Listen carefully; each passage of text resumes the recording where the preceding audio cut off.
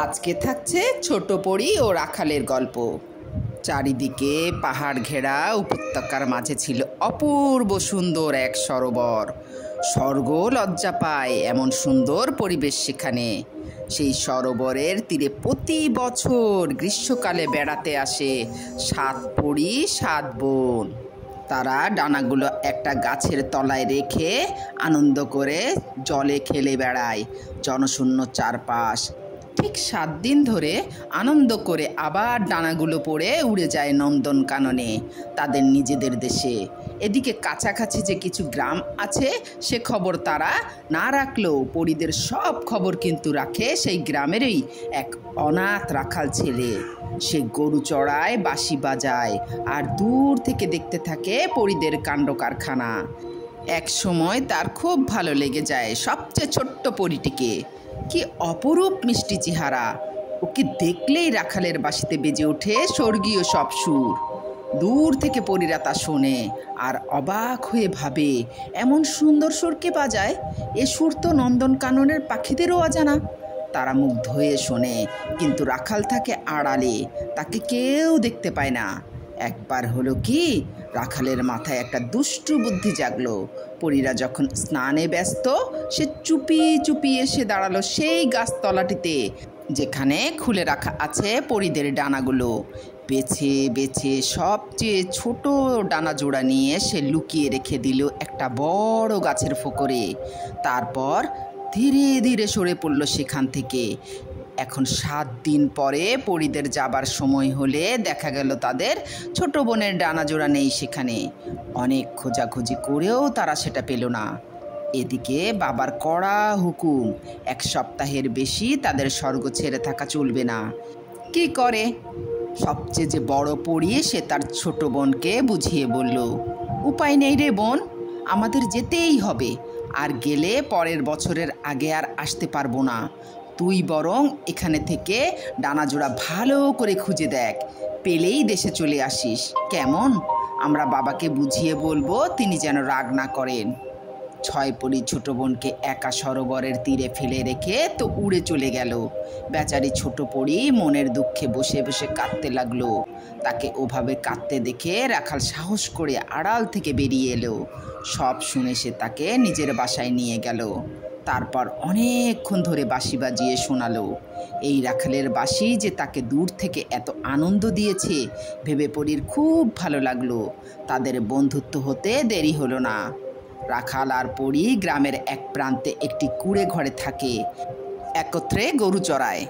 রাখাল বাঁশি বাজায় আর পরী ঘাগড়া উড়িয়ে নাচে। দেখে গ্রামের লোকেরা ঠিক করলো এদের বিয়ে হওয়া উচিত। রাখাল তো রাজি ছিলই, পরীও কি আর করে, রাজি হয়ে গেল। তারপর একদিন বেশ একটা উৎসবের মধ্য দিয়ে তাদের বিয়ে হয়ে গেল। রাখাল আর পরীর দিনগুলো বেশ সুখেই কাটে।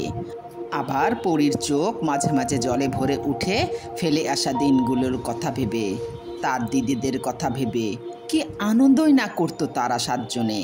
নন্দনকাননের অপূর্ব শোভা, বাবার স্নেহ, বাবা তার প্রিয় মেয়েকে ছেড়ে আছেন কি করে, সে কথা ভেবে অভিমানও হয়। এরকম সময়ে রাখাল তাকে বাঁশিতে মিষ্টি সুর বাজিয়ে শোনায়, পৃথিবীর মানুষদের সব গল্প বলে। শেষে এক সময় তারা সব ভুলে ঘুমিয়ে পড়ে। ঠিক 1 বছর হবার আগে পরীর কোল আলো করে একটি ছেলে এলো। তাকে পাবার পরে পরীর যেটুকু দুঃখ কষ্ট ছিল তাও ভুলে গেল। দেখতে দেখতে 1 বছর পার হয়ে গেল। পরী তো ভুলেই গেছিল, কিন্তু রাখালের মনে ছিল। তার দিদিদের আসার সময় হয়ে এলো। রাখালের ঠিক চোখে পড়ল পরীর দিদিরা এক এক করে সরোবরের তীরে নামলো, কিন্তু তারা জলে না নেমে এদিক ওদিক খুঁজতে লাগলো। রাখাল তখন তাদের সামনে গিয়ে নিজের পরিচয় দিল। তারা তো ছোট্ট পরী ভালো আছে শুনে খুশি হয়ে তখনই রাখালের সাথে চলে এলো তাদের বাসায়। তারপর তো 7 বোনের একে অপরকে জড়িয়ে ধরে কান্না, হাসি আর গল্প চলল সারা রাত ধরে।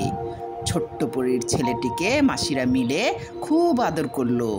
ঠিক 7 দিন পরে যখন তাদের যাবার সময় হলো, রাখাল এক ফাঁকে ছুটে গিয়ে ছোট পরীর ডানা জোড়া নিয়ে এসে তার হাতে দিয়ে সব কাহিনী খুলে বলল। পরী স্তম্ভিত হয়ে শুনল। শেষে রেগে মেগে ডানা জোড়া পড়ে বলল, তুমি যা করেছো তার জন্যে ক্ষমা নেই। তুমি থাকো এখানে তোমার ছেলে নিয়ে একা, আমি চললাম দিদিদের সাথে। তারপর সে সত্যিই সরোবরের তীরে এসে দিদিদের সাথে দেখা করে ওদের সঙ্গে উড়ে চলে গেল স্বর্গরাজ্যে তাদের বাসায়। কিন্তু স্বর্গে এসেও শান্তি নেই। ছোট পরীর মন পড়ে আছে সরোবরের তীরের সেই পাহাড়ি গ্রামের ছোট্ট এক কুঁড়ে ঘরে, যেখানে আছে তার ছেলে আর সেই রাখাল। এক এক করে তার সেই দিনগুলোর কথা মনে পড়তে লাগলো। সেই রাত জেগে তাদের গল্প করা, নির্জন মাঠে রাখালের বাঁশি শুনতে শুনতে ঘুমিয়ে পড়া। একটা চাতুরি রাখাল করেছিল, কিন্তু মানুষটা তো সে খারাপ নয়।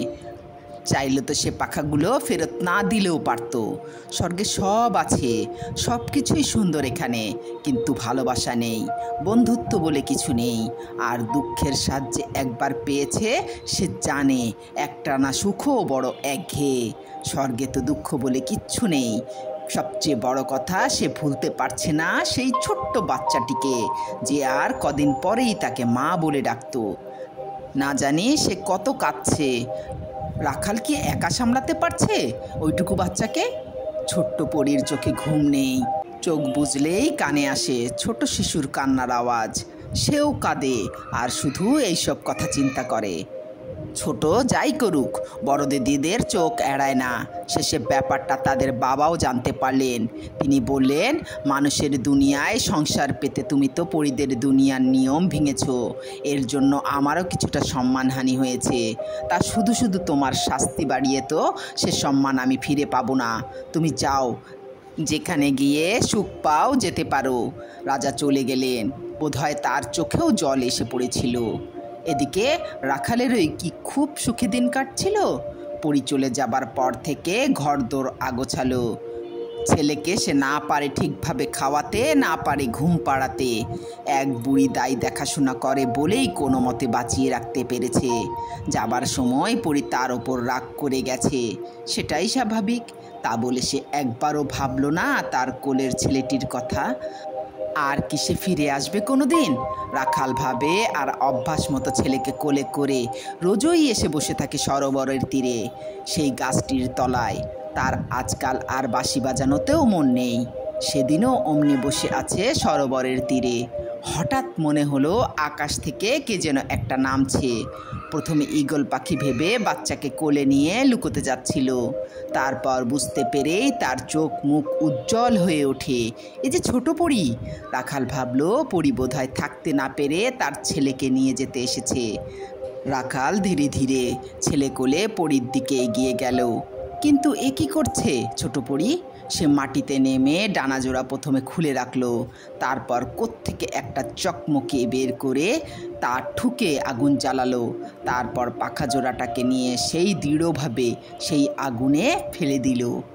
এ কি করলে তুমি? ছুটে এলো রাখাল, জিজ্ঞাসা ভরা দৃষ্টিতে তাকালো পরীর দিকে। আর তুমি তো ফিরে যেতে পারবে না, আর আমি যেতে চাইও না। এখানে তুমি আছো, আমার ছেলে আছে, আমার পরিবার ছেড়ে আমি কোথাও গিয়েই আনন্দে থাকতে পারবো না বলে ছুটে এসে সন্তানকে কোলে তুলে নিল ছোট পরী। তারা পরম নিশ্চিন্তে হাঁটা দিল গ্রামের পথে। পিছনে পুড়ে ছাই হতে থাকলো পরীর ডানাজোড়া।